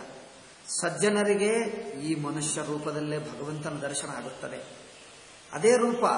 ಅದೇ ರೂಪದಲ್ಲಿ ಇಬ್ಬರಿದ್ದರೆ, ಒಬ್ಬನು ಸಜ್ಜನ, ಒಬ್ಬನು ಸಾಧಕ, ಒಬ್ಬನು ಸಿದ್ಧಪುರುಷ, ಒಬ್ಬನು ಸಾಧಕ, ಒಬ್ಬನು ಲೌಕಿಕ. ಮುಬ್ಬರಿಗೆ ತಾನು ಇಲ್ಲೇ ಇದ್ದು 3 ಬಗೆ ತೋರಿಸ್ತಾನೆ ಅಲ್ಲ. ಇವರಿಗೇನನ್ನಿಸುತ್ತದೆ? ಸಾಮಾನ್ಯ ಮನುಷ್ಯ ಗೊತ್ತೇ ಆಗಲ್ಲ. ಸಾಧಕನಿಗೆ ಸ್ವಲ್ಪ ಗೊತ್ತಾಗ್ತದೆ, ಸಿದ್ಧಪುರುಷನಿಗೆ ಸಾಕ್ಷಾತ್ ಪರಮಾತ್ಮ ಇಲ್ಲೇ ಇದ್ದಾನೆ ಅನಿಸುತ್ತದೆ. ಅಲ್ಲಿ ನೋಡಿ, ಅವರು ಇಲ್ಲೇ ಇದ್ದಾರೆ, ಇವನಿಗೆ ಏನು ಗೊತ್ತೇ ಆಗಲ್ಲ. ಇವರಿಗೆ ಸ್ವಲ್ಪ ಗೊತ್ತಾಗ್ತದೆ, ಇವರಿಗೆ ಇನ್ನೂ ಹೆಚ್ಚು ಗೊತ್ತಾಗ್ತಾ ಇದೆ ನೋಡಿ. ಅಂದರೆ ಅದೇ ಒಂದೇ ರೂಪದಲ್ಲಿ 3 ಜನರಿಗೆ 3 ಬಗೆಯಾಗಿ ತೋರ್ತಾ ಇದ್ದಾರೆ. ಅದು ಹಾಗೆ ಆಗ್ತದೆ. ಭಗವಂತನ ಮಾಯೆ ಅಂದರೆ ಅದೇ ಮಾಯ ಭಕ್ತರಿಗೆ ಅನುಗ್ರಹಿಸುತ್ತದೆ, ಅದೇ ಮಾಯ ದುಷ್ಟ ಜನರನ್ನು ಹಿಂಸೆ ಮಾಡ್ತಾರೆ, ದುಷ್ಟ ಜನರಿಗೆ ಮುಚ್ಚಿಡುತ್ತದೆ, ಏನು ಗೊತ್ತೇ ಆಗಲ್ಲ. ಭಗವಂತನ ಮಾಯದಲ್ಲಿ ಡಬಲ್ ಇದೆ. ಮಾಯ ಅಂದರೆ ಮೋಸ ಮಾಡ್ತದೆ, ಮೋಸ ಮಾಡ್ತದೆ ಎಂದರ್ಥ, ಇಂದ್ರಜಾಲ ಎಂದರ್ಥ, ಗಾರಡಿ ಮಾಡ್ತದೆ ಎಂದರ್ಥ. ಆದರೆ ಅದರಲ್ಲಿಯೂ ಡಬಲ್ ಅರ್ಥ ಇದೆ. ಸಜ್ಜನರು ಭಕ್ತರಿಗೆ ಅದೇ ಭಗವದ್ ದರ್ಶನ ಕೊಡ್ತಾರೆ, ದುರ್ಜನರಿಗೆ ಏನಿಲ್ಲ ಎಂದು ಎಲ್ಲ ಮುಚ್ಚಿಬಿಟ್ಟು ಏನಾದರೂ ಒಂದು ಚೂರು ಭಕ್ತಿ ಇದ್ದರೂ ಅದೇ ಇಲ್ಲದಂತೆ ಅಲ್ಲಿ ಕಲ್ಕೊಂಡು ಬಿಟ್ಟು ಸುಮ್ಮನೆ ಮನುಷ್ಯನಾಗಿ ನೋಡ್ತಾನೆ. ನಮ್ಮಂತ ಮನುಷ್ಯ ಏಕಪ್ಪ ಇಷ್ಟು ಜನರು ಹೋಗಿ ಕೃಷ್ಣನ್ ನೋಡೋಕೆ ಹೋಗಿದ್ದಾರೆ, ಏನು ಸುಮ್ಮನೆ ಮನುಷ್ಯ. ದುರ್ಯೋಧನ ಅದೇ ಅನ್ಕೊಂಡ, ಮಿಕ್ಕ ಜನ ಅನ್ಕೊಂಡ ಇವನು ಏನಿಷ್ಟು ಭಗವಂತ ಭಗವಂತ ಹೇಳ್ತಾರೆ, ಏನಿದೆ ನಮ್ಮ ಹಾಗೆ ಮನುಷ್ಯ ಆಗಿದ್ದಾನೆ, ಆಟ ಆಡ್ತಾನೆ, ತಿಂತಾನೆ, ತಿರುಗುತ್ತಾನೆ, ಕೆಲವೊಮ್ಮೆ ನಮಗಿಂತ ಕಡಿಮೆ ಲೌಕಿಕರ ಹಾಗೆ ಮಾತಾಡ್ತಾನೆ, ಆಟ ಆಡ್ತಾನೆ, ಏನಿಲ್ಲ. ಇವನನ್ನು ನೋಡಿದ್ರೆ ಭಗವಂತ ಅನಿಸುತ್ತಾ ಇದೆ, ಏನು ಅನ್ಸಲ್ಲ. ಭಗವಂತ ಅಂದ್ರೆ ಹೇಗಿರಬೇಕು, ಏನೋ ಏನೋ ದಿವ್ಯ ದೃಷ್ಟಿತು, ಏನಿಲ್ಲ, ಸುಮ್ಮನೆ ಮನುಷ್ಯ ಆಗಿದ್ದಾನೆ, ಇವ್ರು ಯಾರು ಗೊತ್ತಾಗ್ತಾನೆ ಇಲ್ಲ. ಅದು ನೋಡಿ ಅಲ್ಲೇ ಇವರಿಗೆ ಮೋಸ ಮಾಡಿಬಿಟ್ಟ. ಮೋಸ ಅಂದ್ರೆ ಮೋಹ, ಇವ್ರಿಗೆ ಗೊತ್ತೇ ಆಗಲ್ಲ. ಇದು ರಹಸ್ಯ. ನಮಗೆ ಮೇಲಿನ ನೋಟಕ್ಕೆ ಲೌಕಿಕವನ್ನಿಸುತ್ತಾ ಇದ್ದರೂ ಅದು ಲೌಕಿಕವಲ್ಲ, ಅದಕ್ಕೆ ಶ್ರದ್ಧೆ ಬೇಕು, ಭಗವಂತನ ಅನುಗ್ರಹ ಬೇಕು, ಅಲ್ಲೇ ಸಾಕ್ಷಾತ್ ಪರಮಾತ್ಮ ಇದ್ದಾನೆ ಅದು ಗೊತ್ತಾಗಬೇಕು ಅಲ್ಲವೇ. ಅದು ರಹಸ್ಯ. ಅದು ಗೊತ್ತು ಮಾಡಿಕೊಳ್ಳುವ ಹೃದಯ ಭಗವಂತ ನಮಗೆ ಕೊಡಬೇಕು, ನಮಗೆ ಗೊತ್ತಾಗ್ತದೆ. ಇಲ್ಲಿ ನೋಡಿ ಹೇಳ್ತಾ ಇದ್ದಾರೆ ಭಗವಂತನ ಲೀಲೆ ಹೇಗಿದೆ. ಅಹೋ ಅಮಿ ದೇವವರ ದೇವವರಾಮ ದೇವವರ ಅಮರಾರ್ಚಿತಂ ದೇವವರಾಮರಾರ್ಚಿತಂ. ಅಯ್ಯೋ, ಭಗವಂತನ ಶ್ರೀಕೃಷ್ಣನ ಹೇಳ್ತಾ ಇದ್ದಾನೆ. ಶ್ರೀಕೃಷ್ಣನ ಕುರಿತು ಅವರು ಹೇಳ್ತಾ ಇದ್ದಾರೆ, ನಿಮ್ಮ ಚರಣಗಳು ದೇವವರಾರ್ಚಿತಂ. ನಮ್ಮಂತ ಸಾಮಾನ್ಯ ಮನುಷ್ಯರ ಹಾಗೆ ನಮ್ಮ ಜೊತೆಗೆ ಕುಳಿತಿದ್ದ ಮಾತಾಡ್ತಾ ಇದ್ದರೂ ಗೊತ್ತಾಗಲ್ಲ. ಒಬ್ಬ ಸ್ವಾಮಿಗಳು ಯಾವುದೋ ಊರಿನಲ್ಲಿದ್ದರು. ಅವ್ರು ಏನೋ ತನ್ನ ಪಾಡಿಗೆ ತಾನು ಈಗದೇ ಕೂತಿರ್ತಿದ್ದ, ಏನೋ ಭಿಕ್ಷೆ ಮಾಡ್ಕೊಳ್ತಿದ್ದ. ಜನರು ಬಂದರೆ ಏನೋ ಸಾಮಾನ್ಯ ಜನರು, ಮಕ್ಕಳು ಬಂದು ಏನೋ ಅವ್ರ ಜೊತೆಗೆ ಆಟ ಆಡುವುದು, ಬೈಯುವುದು, ಏನೋ ಮಾಡುವುದು, ಏನೋ ಹುಚ್ಚು ಅನ್ಕೊಂಡರು. ಹುಚ್ಚು ನೋಡಿದರೆ ಜನರಿಗೆ ಏನು ಅನಿಸುತ್ತದೆ, ಕಲ್ಲಿನಿಂದ ಹೊಡೆಯಬೇಕನ್ನಿಸ್ತದೆ. ಅವರು ಹಾಗೆ ಮಾಡ್ತಾ ಇದ್ದಾರೆ. ಸುಮ್ಮನೆ ಕೂತಿದ್ದರೆ ಹೆಚ್ಚು ಜನರಿಗೆ ಗೊತ್ತಾಗಲಿಲ್ಲ, ಯಾರೋ ಇದ್ದಾರೆ ಏನೋ ಅನ್ಕೊಂಡರು. ಅಷ್ಟರಲ್ಲೇ ಯಾರೋ ಒಬ್ಬರು ದೊಡ್ಡ ಋಷಿಕೇಶಿಂದ ಸ್ವಾಮೀಜಿ ನಮ್ಮ ಊರಿಗೆ ಬರ್ತಾ ಇದ್ದಾರೆ ಅನ್ಕೊಂಡಾಗ ಇವರೇನು ಮಾಡಿದ್ದರು, ಅದಕ್ಕೆ ಬಾಜಾ ಭಜಂತಿ ಏನು ಹೇಳ್ತಾರೆ, ತಮಟೆ ಅದೆಲ್ಲ ತಯಾರು ಮಾಡಿ ಊರಿನ ಶಾನ್ಭೋಗರು ಎಲ್ಲರೂ ಇರ್ತಾರೆ ನೋಡಿ, ಎಲ್ಲ ತರ ಬಂದು ಅಮ್ಮೋ ಸ್ವಾಮೀಜಿ, ದೊಡ್ಡ ಸ್ವಾಮೀಜಿ ಬರ್ತಾ ಇದ್ದಾರೆ ಎಂದು ದೊಡ್ಡ ಸ್ವಾಗತ ಸತ್ಕಾರ ಏನೋ ಮಾಡಿಬಿಟ್ಟರು. ಎಲ್ಲ ಬಂದ ನಂತರ ಅವರು ಏಕೆ ಬರ್ತಾ ಇದ್ದಾರೆ ಇವರಿಗೆ ಗೊತ್ತಿಲ್ಲ. ಇವರು ನಮ್ಮ ಊರನ್ನು ಅನುಗ್ರಹ ಮಾಡುವುದಕ್ಕೆ ಅವರು ಮಂದಿರ ತೋರಿಸಿದ್ದಾರೆ. ತೋರಿಸಿದ ನಂತರ ಒಬ್ಬ ಸ್ವಾಮೀಜಿ ಹೆಸರು ಹೇಳಿದ್ದಾರೆ. ಅವನು ಹುಚ್ಚು ಅಲ್ಲಿದ್ದಾನೆ ಅಂತ ತೋರಿಸಿ. ಇವರೇನು ಅನ್ಕೊಂಡರು, ಆ ಸ್ವಾಮೀಜಿ ಬಂದು ಅವ್ರಿಗೆ ಆಶೀರ್ವಾದ ಮಾಡ್ತಾನೆ ಹುಚ್ಚನಿಗೆ ಅನ್ಕೊಂಡರು. ಅವರು ಹೋಗಿ ಏನು ಮಾಡಿದ, ಆ ಹುಚ್ಚು ಸ್ವಾಮೀಜಿಗೆ ಪಾದ ಮೇಲೆ ಬಿದ್ದು ನಮಸ್ಕಾರ ಮಾಡಿದ. ಆವಾಗ ಇವರು ಅರ್ಥ ಮಾಡಿಕೊಂಡ್ರು, ಅಯ್ಯೋ ಇವರು ಇಷ್ಟು ದಿವಸ ಇವನು ಹುಚ್ಚು ಅನ್ಕೊಂಡಿದ್ದು, ಇವನೇ ದೊಡ್ಡವರು, ಇವರ ದರ್ಶನಕ್ಕೆ ಅಲ್ಲಿಂದ ಅಷ್ಟು ದೂರದಿಂದ ಬಂದರು, ಇವರು ಗೊತ್ತೇ ಆಗಲಿಲ್ಲ. ಅದು ಹಾಗಿದೆ. ನಮ್ಮ ಊರಿನಲ್ಲಿದ್ದಾರಲ್ಲ, ಇವರಿಗೇನು ಬೆಲೆನೇ ಇಲ್ಲ. ಹೊರಗಿನ ಜನರು ಬಂದು ಆಧರಿಸಿದರೆ ಅಮ್ಮೋ ಇಷ್ಟು ದೊಡ್ಡದ ನಮ್ಗೆ ಗೊತ್ತೇ ಇಲ್ಲ ಅವ್ರಿಗೆ ಅನ್ಸುತ್ತೆ. ಹಾಗೂ ಹಾಗೆ ಇದೆ ನಮ್ಮ ಬುದ್ಧಿ. ಯಾವುದು ನಮಗೆ ಹತ್ತಿರವಾಗಿರುತ್ತದೋ ಅದರ ಬೆಲೆ ಇಲ್ಲ ಅಲ್ಲವೇ. ಜನರಿಗೆ ಇಲ್ಲಿ ಬಿಟ್ಟು ಹಿಮಾಲಯಕ್ಕೆ ಹೋಗಿ ಏನದು ಗಂಗೋತ್ರಿ ಕೇಳಿದ್ದೀರಾ ನೀವು?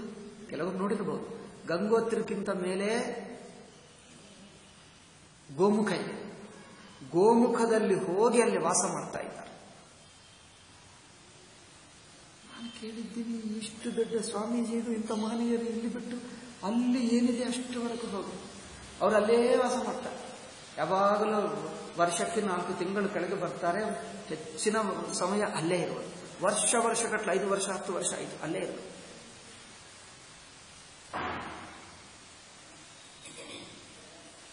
ಅಂದರೆ ಜನರಿಗಿನ್ನೂ ಏನೋ ಆಗಬೇಕು, ಪಾಪ ಕಷ್ಟಪಡ್ತಾ ಇದ್ದಾರೆ, ಏನೋ ಪಡ್ತಾ ಇದ್ದಾರೆ, ಅರ್ಥವಾಗ್ತಾ ಇಲ್ಲ. ಇಲ್ಲಿ ನೋಡಿ, ದೇವವರಾಮರಾರ್ಚಿತಂ ಪದಂಬುಜಂತೆ ಸುಮನಃ ಫಲಾರ್ಹಣಂ. ಅವರು ಹೇಳ್ತಾ ಇದ್ದಾನೆ ಶ್ರೀಕೃಷ್ಣನೇ, ಅಲ್ಲಿ ಯಾರಿಗೆ ಗೊತ್ತಾಯಿತೋ ಅವರು ಮಾತ್ರ ಹೇಳ್ತಾ ಇದ್ದಾನೆ. ಒಬ್ಬ ಋಷಿ ಹಾಗೆ ಇದ್ದಾನೆ, ಅವರಲ್ಲಿ ಗೋಪಾಲರಲ್ಲಿ ಒಬ್ಬ ಗೋಪಾಲ ಹೇಳ್ತಾ ಇದ್ದಾನೆ ನೋಡಿ. ಅಹೋ ಅಮಿ ದೇವವರಾಮರಾರ್ಚಿತಂ ಪಾದಾಂಬುಜಂ ತೇ ಸುಮನಃ ಫಲಾರ್ಹಣಂ. ಭಗವಂತನ ಚರಣಕಮಲ ಬ್ರಹ್ಮಾದಿ ದೇವರು, ಇಂದ್ರಾದಿ ದೇವರು ಪೂಜೆ ಮಾಡತಕ್ಕಂಥ ಚರಣ ಇದು. ಅದನ್ನು ಸುಮನ ಫಲಾರ್ಹಣಂ, ಪುಷ್ಪಗಳಿಂದ ಹೂಗಳಿಂದ ಹಣ್ಣುಗಳಿಂದ ಪೂಜಿಸತಕ್ಕದ್ದನ್ನು ನಮಂಚುಪಾದಾಯ ಶಿಖಾಭಿರಾತ್ಮನಸ್ತಮೋಪಹತ್ಯ ಇತರು ಜನ್ಮ ಯತ್ಕೃತಂ. ಇಲ್ಲಿ ಸುತ್ತು ಮರಗಳು ಬಿದ್ದಿವೆ. ಈ ಮರಗಳು ಸಾಮಾನ್ಯ ಮರಗಳಲ್ಲ. ಬೃಂದಾವನದಲ್ಲೆಲ್ಲ ಇರುವ ಮರಗಳು ಸಾಮಾನ್ಯ ಮರಗಳಲ್ಲ.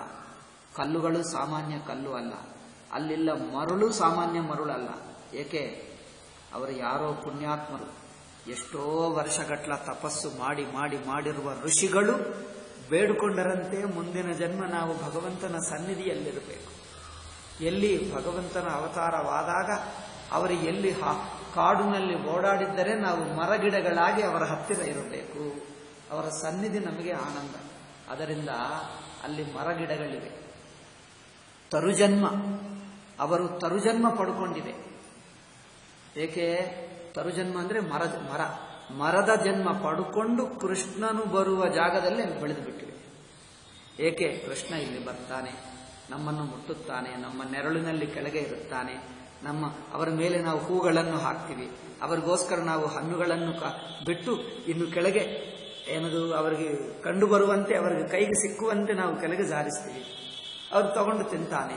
ಅಂದರೆ ಮರಗಳಾಗಿ ಭಗವತ್ ಸೇವಕ್ಕೆ ಬಂದಿವೆ ನೋಡಿ. ಆ ಋಷಿಗಳು ಮಹನೀಯರೆಲ್ಲ ಮರಗಳಾಗಿ ಭಗವಂತನ ಸೇವಕ್ಕೆ ಬಂದಿದ್ದಾರೆ. ಹೇ ಸುಮನಃ ಫಲಾರ್ಹಣಂ ನಮಂಚುಪಾದಾಯ ಶಿಖಾಭಿರಾತ್ಮನಃ. ತಮ್ಮ ಕೊಂಬೆಗಳಲ್ಲಿ ಹೂಗಳು ಹಣ್ಣುಗಳನ್ನು ಇಟ್ಕೊಂಡು ಹೀಗೆ ಬಗ್ಗಿ ಶ್ರೀಕೃಷ್ಣನಿಗೆ ಹತ್ತಿರಕ್ಕೋಸ್ಕರ ಬರ್ತಾ ಇದ್ದಂತೆ. ಆತ್ಮೋಪಹತ್ಯ ಇತರು ಜನ್ಮ ಯತ್ಕೃತಂ. ನಾವು ಮನುಷ್ಯ ಜನ್ಮ ಪಡ್ಕೊಂಡು ಎಷ್ಟೋ ಜನ್ಮಗಳು ತಪಸ್ಸು ಮಾಡಿದ್ದೇವೆ. ನಮ್ಮ ತಪಸ್ಸು ಪರಿಪಕ್ವವಾಗಿ ನಮ್ಮ ಅಜ್ಞಾನವೆಲ್ಲ ಹೋಗಿ ನಿಮ್ಮ ಸ್ವರೂಪ ಜ್ಞಾನ ನಮ್ಮ ಹೃದಯದಲ್ಲಿ ಬೆಳೆಯಲಿ. ಅದಕ್ಕೋಸ್ಕರ ಬಂದು ಇಲ್ಲಿ ಸೇವೆ ಮಾಡ್ತಾ ಇದ್ದಾರೆ ನೋಡಿ. ಮರಗಿಡಗಳಾಗಿ ಮನುಷ್ಯರು ಭಗವತ್ ಸೇವೆಗೋಸ್ಕರ ಏನಾದರೂ ಮಾಡ್ತಾರೆ ನೋಡಿ. ನಾವು ಮರಗಳಾಗಿಯೂ ಬರ್ತೀವಿ ಭಗವತ್ ಸೇವನೆಗೋಸ್ಕರ. ತರು ಜನ್ಮ ಯತ್ಕೃತಂ. ಅಜ್ಞಾನ ನಾಶಕ್ಕೋಸ್ಕರ ಬಂದು ಇಲ್ಲಿದ್ದಾರಂತೆ. ಏತೇಲಿ ನಸ್ತವ ಯಶೋಖಿಲ ಲೋಕತೀರ್ಥಂ ಗಾಯಂತ ಆದಿಪುರುಷಾನುಪದಂ ಭಜಂತೆ. ಏತೇಲಿನಃ. ಈ ಭ್ರಮರಗಳು ಅಂದ್ರೇನು? ದುಂಬಿ. Yes correct. ಆ ದುಂಬಿ ಹುಳ ಇರುತ್ತದೆ ನೋಡಿದ್ದು, ಕಪ್ಪಾಗಿರುತ್ತದೆ, ಎಷ್ಟು ದಪ್ಪಾಗಿರುತ್ತದೆ, ಹುಯ್ ಎಂದು ಹಾಡುತ್ತಾ ಬರುತ್ತದೆ. ಏತೇಲಿ ನಸ್ತವ ಯಶೋಖಿಲ ಲೋಕತೀರ್ಥಂ. ಭಗವಂತನ ಕೀರ್ತಿ, ಭಗವಂತನ ಮಹಿಮೆ ಅದು ಎಷ್ಟು ಕೇಳಿದ್ದರೂ ಆನಂದವೇ. ನಮ್ಮ ಪಾಪವನ್ನು ತೊಳೆಯುತ್ತದೆ, ನಮ್ಮ ಅಜ್ಞಾನವನ್ನು ತೊಳೆಯುತ್ತದೆ, ನಮಗೆ ಭಗವದ್ಭಾವವನ್ನು, ಆ ಭಗವಂತನ ಅನುಗ್ರಹವನ್ನು ತರುತ್ತದೆ. ಅಂತ ಭಗವಂತನ ಕೀರ್ತಿಯನ್ನು, ಪವಿತ್ರವಾದ ಕೀರ್ತಿ, ತೀರ್ಥಂ ಎಂದು, ಲೋಕತೀರ್ಥಂ, ಅಖಿಲ ಲೋಕತೀರ್ಥಂ. ಭಗವಂತನ ಕೀರ್ತಿ, ಭಗವಂತನ ಮಹಿಮೆ ಎಲ್ಲಾ ಲೋಕಗಳಿಗೆ, ಇಲ್ಲಿಂದ ಬ್ರಹ್ಮಲೋಕವರೆಗೂ ಎಲ್ಲಾ ಲೋಕಗಳನ್ನು ಪವಿತ್ರಗೊಳಿಸುವಂತ ತೀರ್ಥ. ಆ ಕೀರ್ತಿಯನ್ನು ಈ ದುಂಬಿಯಾಗಿ ಹಾಡುತ್ತಾ ಇದೆ. ಗೊತ್ತಾ? ದುಂಬಿಯೂ ಹಾಡುತ್ತಾ ಇದೆ ಭಗವಂತನ ಕೀರ್ತಿಯನ್ನೇ. ಏತೇಲಿ ನಸ್ತವ ಯಶೋಖಿಲ ಲೋಕತೀರ್ಥಂ ಗಾಯಂತ ಆದಿಪುರುಷಾನುಪದಂ ಭಜಂತೆ. ಆ ದುಂಬಿ ರೂಪ ಯಾರೋ ಋಷಿ, ಯಾರೋ ಮುನಿ ಆ ದುಂಬಿ ರೂಪವನ್ನು ಧರಿಸಿ ಇಲ್ಲಿ ಬಂದ. ಏಕೆ? ಭಗವಂತನಿಗೆ ನನ್ನ ಹಾಡು ಕೇಳಿಸ್ತೀನಿ, ನಾನು ಭಗವಂತನಿಗೆ ಈ ರೂಪವಾಗಿ ಸೇವೆ ಮಾಡ್ತೀನಿ. ಆದಿಪುರುಷ ಅಂದ್ರೆ ಪರಮಪುರುಷ, ಪರಮಾತ್ಮ. ಅವನೊಂದು ಹಾಡುತ್ತಾ ಇಲ್ಲಿ ಸಾಮಾನ್ಯವಾಗಿ ಇಲ್ಲಿ ಹಾಡಿ ಅಲ್ಲಿಗೆ ಹೋಗ್ತದೆ.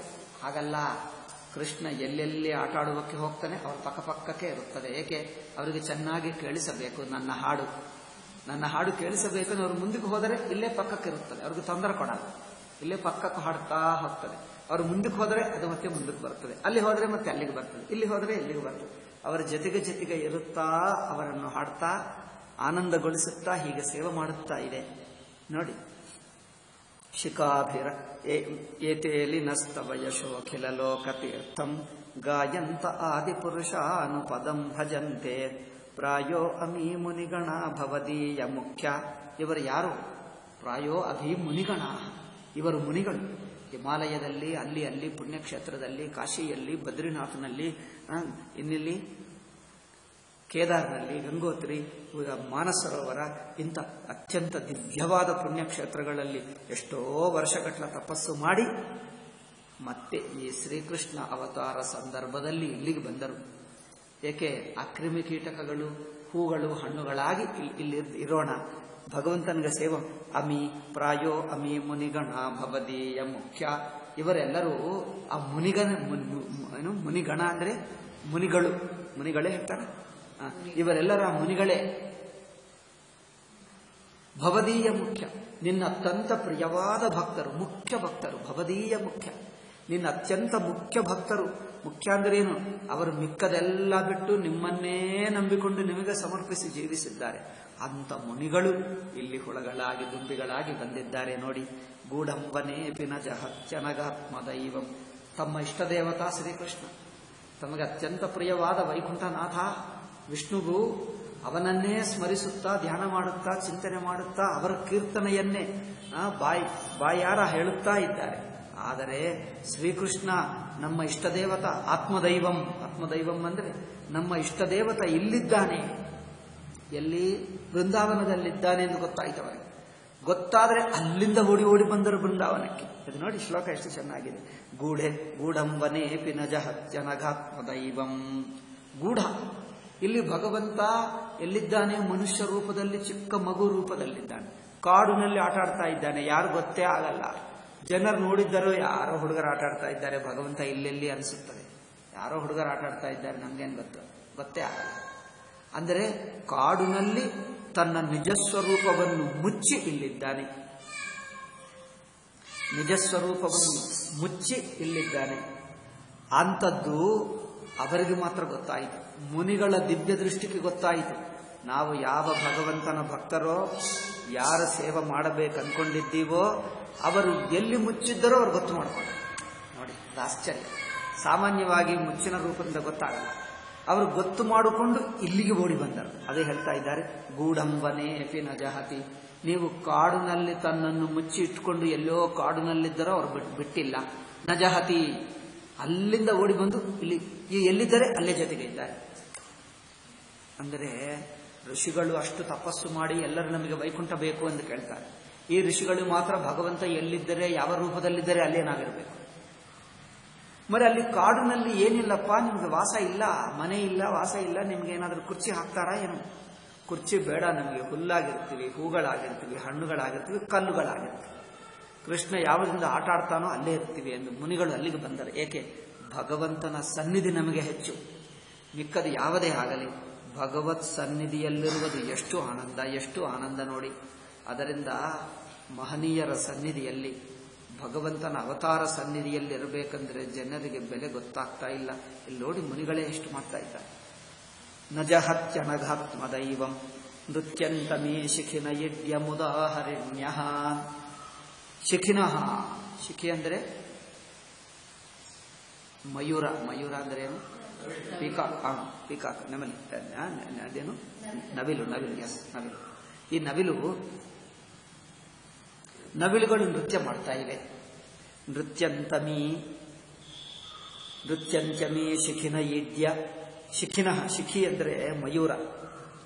ಆ ನವಿಲುಗಳು ಇಲ್ಲಿ ನೃತ್ಯ ಮಾಡ್ತಾ ಇವೆ ಆನಂದದಿಂದ. ಏಕೆ? ಶ್ರೀಕೃಷ್ಣನಿಗೆ ತೋರಿಸುವುದು. ಶ್ರೀಕೃಷ್ಣನ ಎದುರಾಗಿ ನಾವು ನೃತ್ಯ ಮಾಡುವುದು.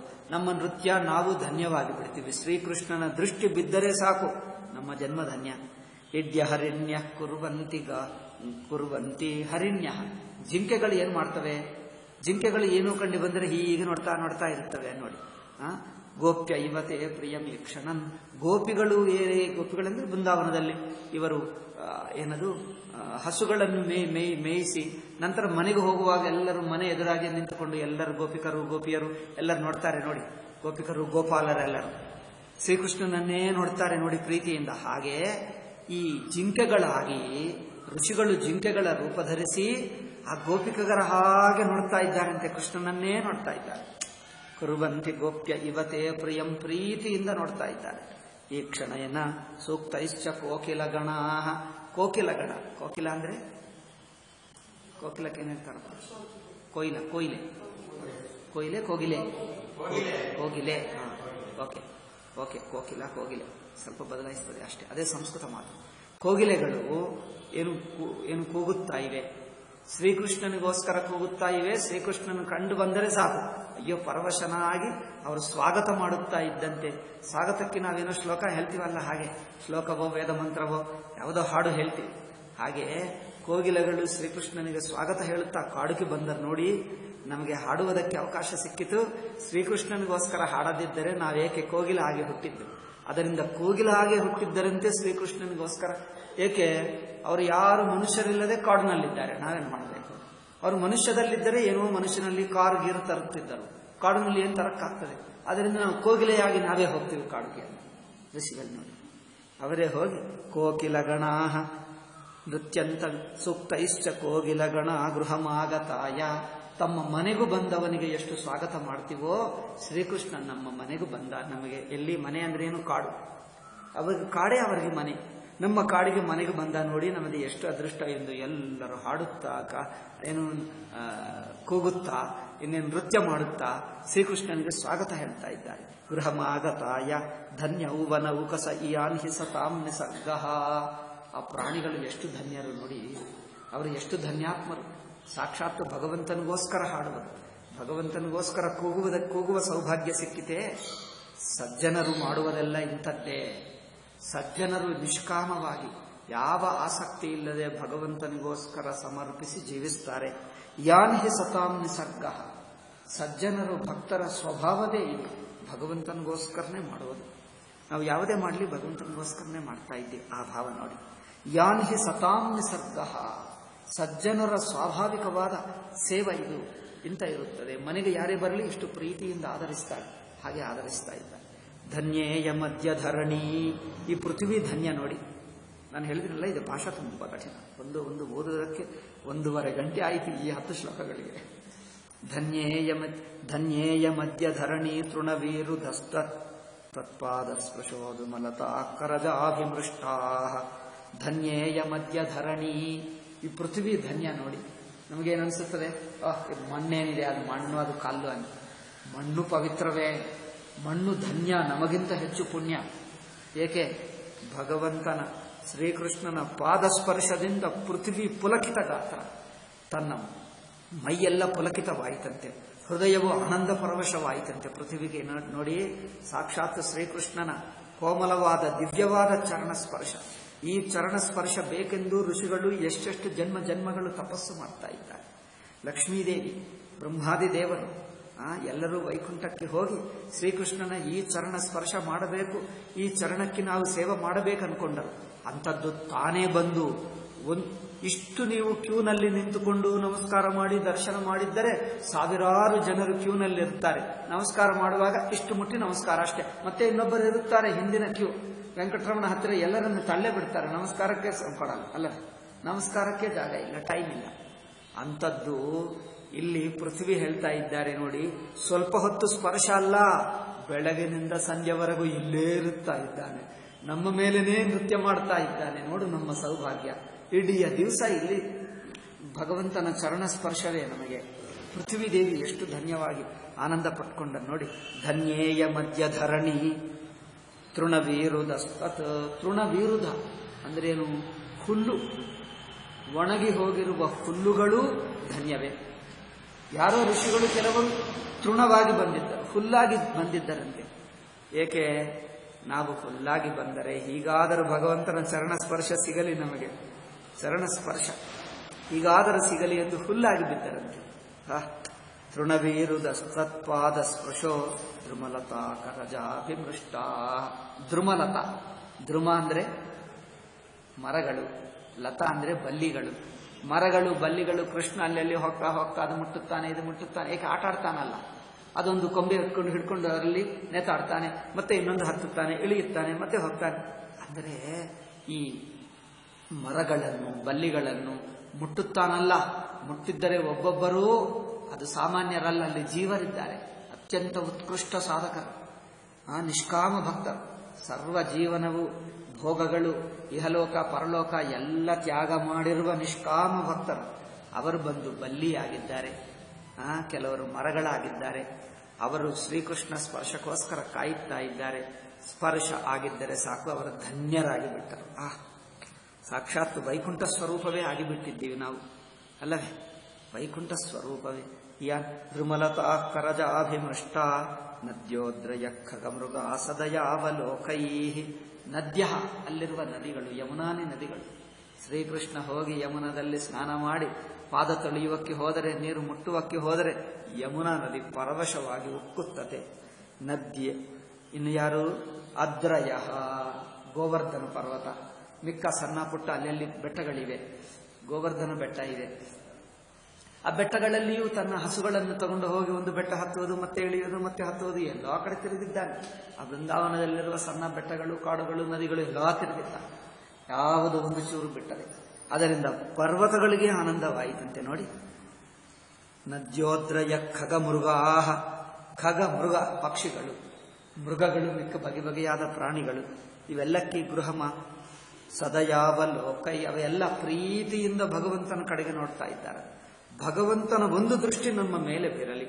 ಭಗವಂತ ಆಟಾಡ್ತಾ ಈ ಪ್ರಾಣಿ ಮೇಲೆ ತನ್ನ ದೃಷ್ಟಿ ಹಾಕಿದರೆ ಸಾಕು, ಅಬ್ಬಾ ಜನ್ಮ ಧನ್ಯ ಅನ್ಕೊಂಡರು ನೋಡಿ. ಸದಯಾವಲೋಕೈರ್ಗೋಪ್ಯೋತ್ತರೇಣ ಭುಜಯೋರಪಿ ಯತ್ಸ್ಪೃಹಾಶ್ರೀ. ಗೋಪಿಗಳು ಹೇಗೆ ಭಗವಂತನ ಸ್ಪರ್ಶಗೋಸ್ಕರ ಕಾಯುತ್ತಾ ಪರವಶರಾಗಿದ್ದರೋ, ಹಾಗೆ ಇವರೆಲ್ಲರೂ ಗೋಪಿಕರ ಹಾಗೇನೆ ಶ್ರೀಕೃಷ್ಣನ ಸ್ಪರ್ಶಕ್ಕೋಸ್ಕರ ಕಾಯುತ್ತಾ ಇದ್ದಾರೆ. ಎಷ್ಟು ಧನ್ಯ ನೋಡಿ. ಶ್ರೀಶುಕ ಉವಾಚ ಏವಂ ವೃಂದಾವನಂ ಶ್ರೀಮತ್ ಕೃಷ್ಣ ಪ್ರೀತಮನಾಃ ಪಶೂನ್ ರೇಮೇ ಸಂಚಾರಯನ್ನದ್ರೇಹ ಸರಿದ್ರೋಧಸ್ಸು ಸಾನುಗಃ. ಏವಂ ವೃಂದಾವನಂ ಶ್ರೀಮತ್. ಇಷ್ಟು ಸುಂದರವಾದ ಬೃಂದಾವನದಲ್ಲಿ ಶ್ರೀಕೃಷ್ಣ ಅಲ್ಲಿದ್ದುಕೊಂಡು ಏನ್ ಮಾಡ್ತಾ ಇದ್ದಾನೆ? ಇದು ಎಷ್ಟನೇದು? 9ನೇದು. ಶ್ರೀಮತ್ ಬೃಂದಾವನ ದೃಷ್ಟ. ಇಷ್ಟು ದಿವ್ಯ ಸುಂದರವಾದ ಸೌಂದರ್ಯ ಎಲ್ಲಿದೆ? ನೋಡಲಕ್ಕೆ ಸೌಂದರ್ಯವೇ ಅಲ್ಲ, ಅಲ್ಲಿರುವ ಒಂದೊಂದು ಕಲ್ಲು, ಹುಲ್ಲು, ಮರ, ಗಿಡ, ಎಲೆ, ಹೂಗಳು ಎಲ್ಲರೂ ಸಾಕ್ಷಾತ್ ಭಗವಂತನ ಭಕ್ತರಾಗಿ ಪ್ರೀತಿಯಿಂದ ಅಲ್ಲಿ ಬಂದಿದ್ದರು. ಅದು ಎಲ್ಲಿ ಭಕ್ತಿ ಇರುತ್ತದೋ ಅದು ಸೌಂದರ್ಯ. ಭಕ್ತಿ ಇಲ್ಲದಿದ್ದರೆ ಎಲ್ಲ ಸೌಂದರ್ಯ ಹೋಯಿತು.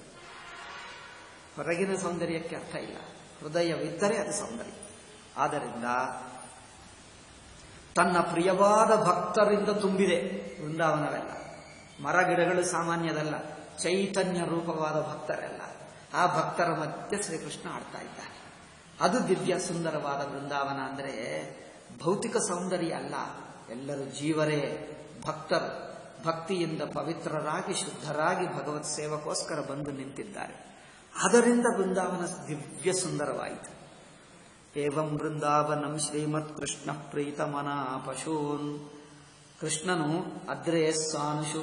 ಆ ಪರ್ವತಕ್ಕೆ ಮಧ್ಯದಲ್ಲಿ ಸ್ವಲ್ಪ ಖಾಲಿ ಜಾಗ ಇರ್ತದೆ ನೋಡಿ. ಆ ಪರ್ವತ ಸಾನುಷು, ಆ ಜಾಗಗಳಲ್ಲಿ ಯಮುನಾ ಸರಿತ್. ಯಮುನಾ ಪ್ರೀತವನ. ಆನಂದದಿಂದ ಪ್ರೀತಿಯಿಂದ ಶ್ರೀಕೃಷ್ಣ ಅಲ್ಲಿ ಪರ್ವತ ಮೇಲೆ ಯಮುನಾ ಸರಿತ್ ರೋಧತ್ಸು. ಯಮುನಾ ನದಿ ದಡದಲ್ಲಿ, ಯಮುನಾ ನದಿ ದಡದಲ್ಲಿ ಪರ್ವತ ಬೆಟ್ಟ ಮಧ್ಯದಲ್ಲಿ ಖಾಲಿ ಜಾಗದಲ್ಲಿ ಅಲ್ಲೆಲ್ಲೇ ಓಡಾಡ್ತಾ ಇದ್ದಾರೆ ಹಸುಗಳ ಜೊತೆಗೆ. ಪಶೂನ್ ಸಂಚಾರಯನ್, ಹಸುಗಳನ್ನು ಮೇಯಿಸುತ್ತಾ ತಿರುಗುತ್ತಾ ಸಾನುಗಹ ರೇಮೇ. ಈಗ ತನ್ನ ಆನಂದ, ಶ್ರೀಕೃಷ್ಣನ ಆನಂದ ಅಂದರೆ ತನ್ನ ಭಕ್ತರನ್ನು ಆನಂದಗೊಳಿಸುವುದೇ ಅವರ ಆನಂದ. ಅವರ ಆನಂದದಿಂದ ಭಗವಂತ ಆನಂದವಾಗಿದ್ದರೆ ಭಕ್ತರ ಆನಂದವಾಗಿರುತ್ತಾರೆ. ಭಗವಂತನು ನಿತ್ಯ ಆನಂದ ಸ್ವರೂಪ. ಏಕಿದ್ದಾನೆ ಆನಂದ ಸ್ವರೂಪ? ನನ್ನ ಭಕ್ತರಿಗೆ ಆನಂದಗೊಳಿಸುವುದಕ್ಕೆ ತಾನು ಆನಂದವಾಗಿದ್ದಾನೆ. ಹಾಗೆ ರಮಿಸುತ್ತಾ ಆನಂದಿಸುತ್ತಾ ಇದ್ದಾನೆ. ಅನುವ್ರತೈ ಉಪಗೀಯಮಾನ. ಇದೇನು? ಮುಂದಿನ ಶ್ಲೋಕ ನೋಡಿ. ಕ್ವಚಿತ್ ಗಾಯತಿ ಗಾಯತ್ಸು ಮದ ಅಂದಾಲಿಶ್ವನು ವ್ರತೈ ಉಪಗೀಯಮಾನ ಚರಿತಸ್ರಗ್ವಿ ಸಂಕರ್ಷಣಾನ್ವಿತಃ. ಕ್ವಚಿತ್ ಗಾಯತಿ ಗಾಯತ್ಸು. ಮದಾಂದಾಲಿಶ್, ಆ ಅಲಿ, ಆ ಭ್ರಮರಗಳು ಆನಂದದಿಂದ ಹಾಡುತ್ತವೆ ನೋಡಿ. ಅದು ಹಾಡುತ್ತಾ ಇದ್ದರೆ ಅವುಗಳ ಜೊತೆಗೆ ಶ್ರೀಕೃಷ್ಣನು ತಾನು ಎಂದು ಹಾಡುತ್ತಾ ಇದ್ದಾನಂತೆ. ಏಕೆ? ಆ ದುಂಬಿ ನೋಡಿ, ದುಂಬಿ ಏನು ಹೇಳ್ತಾರೆ ಇದಕ್ಕೆ? ನಾದ ಹೇಳ್ತಾರ, ದುಂಬಿ ನಾದ. ಆ ದುಂಬಿಗಳ ನಾದ ಕೇಳಿ ಶ್ರೀಕೃಷ್ಣ ಅದನ್ನು ಅನುಕರಿಸುತ್ತಾ ತಾನು ಎಂದು ಹೇಳ್ತಾ ಇದ್ದಾನಂತೆ. ಮಕ್ಕಳು ಹೇಳ್ತಾರೆ ನೋಡಿ, ಅದು ಹಾಡಿದರೆ ಇವರು ಹೇಳ್ತಾರೆ, ಮ್ಯಾವ್ ಹೇಳಿದರೆ ಇವನು ಮ್ಯಾವ್ ಹೇಳ್ತಾನೆ. ಅಂದರೆ ಹಾಗೆ ಅದು ದುಂಬಿ ಹಾಡುತ್ತಾ ಇದ್ದರೆ ತಾನು ಹಾಡುತ್ತಾ ಇದ್ದಾನಂತೆ ಶ್ರೀಕೃಷ್ಣ ನೋಡಿ. ಧನ್ಯ ಕ್ವಚಿತ್ ಗಾಯತಿ ಗಾಯತ್ಸು, ಅವುಗಳು ದುಂಬಿಗಳು ಹಾಡುತ್ತಾ ಇದ್ದರೆ ತಾನು ಹಾಡುತ್ತಾ ಇದ್ದಾನೆ.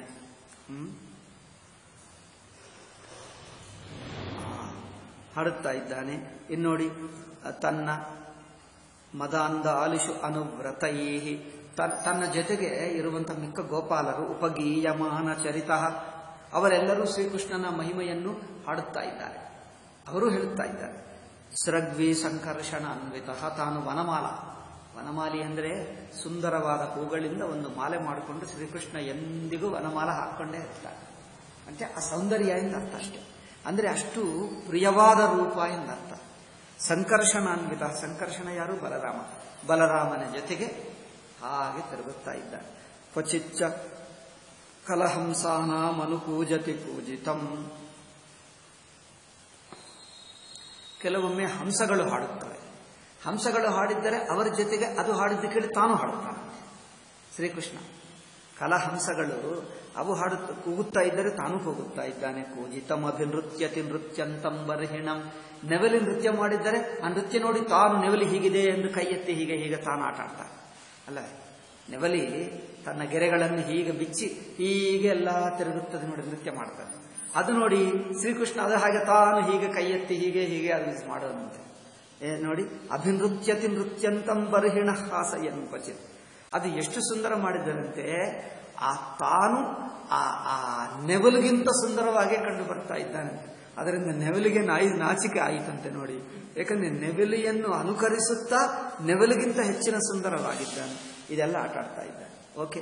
ಮೇಘ ಗಂಭೀರ ಯಾವಾಚ ನಾಮ ಬಿದ್ದೂರಗಾನ್ ಪಶೂನ್, ತನ್ನ ಹಸುಗಳು ಅಲ್ಲಿ ಹೋಗಿ ಮೇಯುತ್ತಾ ಇದ್ದರೆ ಆ ಒಂದೊಂದು ಹಸುಕ್ಕೆ ಒಂದೊಂದು ಹೆಸರಿಡ್ತಾನೆ.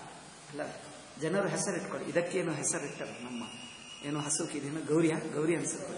ಇವರೇನೋ ಗೌರಿ ಎಂದು ಹೆಸರಿಟ್ಟು ಗೌರಿ ಬಂತು ಮಾಡಿ ಹೇಳಿದಾಗ ತಕ್ಷಣವೇ ಬಂತು ಗೌರಿ. ಅದಕ್ಕೆ ಹೆಸರಿಟ್ಟಿ ಶ್ರೀಕೃಷ್ಣ ಆ ಹೆಸರಿನಿಂದ ಕರೆದರೆ ದೂರವಿದ್ದರೂ ಏ ಗೌರಿ ಅಂದ್ರೆ ಅದು ಬರುವುದಂತೆ. ಶ್ರೀಕೃಷ್ಣನ ಕಂಠ ಕೇಳಿ ಕೃಷ್ಣ ಕರೆಯುತ್ತಾ ಇದ್ದರೆ ಪಕ್ಕಕ್ಕಿರುವ ಗೋಪಾಲರು ಅದು ಕೇಳಿ ಆನಂದವಾಗಿತ್ತಂತೆ. ಆ ಕೃಷ್ಣನ ಕಂಠನ ಧ್ವನಿ ಕೇಳಿ ಆ ಹಸು ಎಷ್ಟು ದೂರವಿದ್ದರೂ ಓಡಿ ಬರುತ್ತಿತ್ತು ಅವರಿಗೆ ಕೃಷ್ಣನ ಬಾಯಿ ಕೇಳಿದ್ದಾರೆ.